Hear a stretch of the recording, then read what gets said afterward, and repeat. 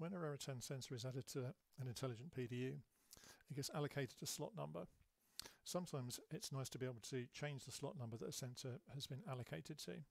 Let's look at an example. I've got a PDU here. We've got 3 sensors associated with it. We've got a humidity sensor, temperature sensor, and an absolute humidity sensor. Now, I like to see the temperature sensor in slot 1, and I like to see the humidity sensor in slot 2 and the absolute humidity sensor in slot 3. So in this example, my humidity and temperature sensors are the wrong way round. So I'd like to swap them round. And there's an easy way to do this, and there's a harder way to do it. Let's do the easy way first. I've got a program which allows us to move sensors from one slot to another. It's called Move Sensor Slot. I specify the host name of the PDU, and I specify the slot number that I want to move and the destination slot number. So first of all, I'm going to move the temperature sensor at slot number 2, and I'm going to move it to slot number 4. I can't just move it straight to slot number 1 because slot number 1 is occupied by the humidity sensor. So with that moved into slot number 4, what I can do now is I can move the humidity sensor in slot 1 and put it into slot 2.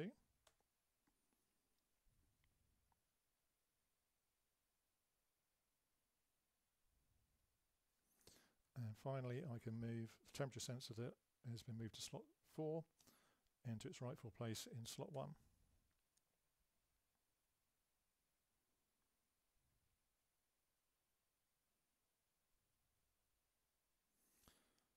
And it's done all of that. Now, you probably noticed that we moved them around and the sensors have retained any customized settings that they have. So, for example, we had some customized temperature thresholds. They're still there. And we had a custom name and a description and a rack unit location for Z. And similarly on the humidity sensor, again, we had some specific thresholds. Oops. On there. So that's the easy way. The hard way, if you haven't got this program, is that you would need to use the web interface, and you would first of all need to release. So let's try and sort them back the way they were. You would need to release them both by highlighting and selecting release. Then let's pick the humidity sensor, manage that and put it into slot 1.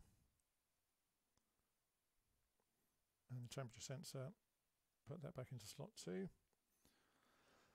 Now the problem you can see here is that the sensor names now have to be changed. So not only have we got to change the sensor name, we've got to put in the description again and any other custom information and any thresholds, if we can remember what they were, because everything has defaulted back.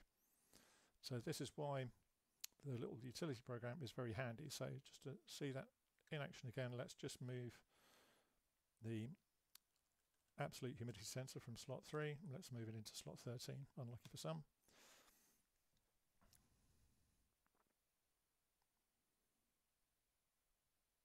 And there we go. Now the program's got some basic error checking in it. For example, if we try and move a slot that isn't used to another slot, it tells me that this slot 4 doesn't have a sensor in it. If I try and move a sensor that does exist into the position that's occupied, so if I try and move the relative humidity sensor in slot 1 into slot 2, it will tell me that I can't do that because slot 2 isn't empty. And there's some basic bounds checking as well. If I try and put in a high slot number of it, there's only 32 slots on this particular model of PDU. So there's a nice little program that allows you to move your change the slot numbers, or rather move your sensors from one slot into another, which can be very handy. The reason why this is useful, if you've got a number of PDUs with the same sensor setup on them, it might be quite nice just to have the sensors in each rack in a particular slot that's consistent across your estate. It just makes them easier to manage, and this is just an easy way to get it set up that way. Or if you find that a few have actually got out of place, this is a quick way to actually get it back without having to worry about losing any custom definitions on those sensors. So there we go. This is all done through the Raritan API, another great example of the API allowing you to do things that other vendors won't let you do. Okay, well, thank you for watching.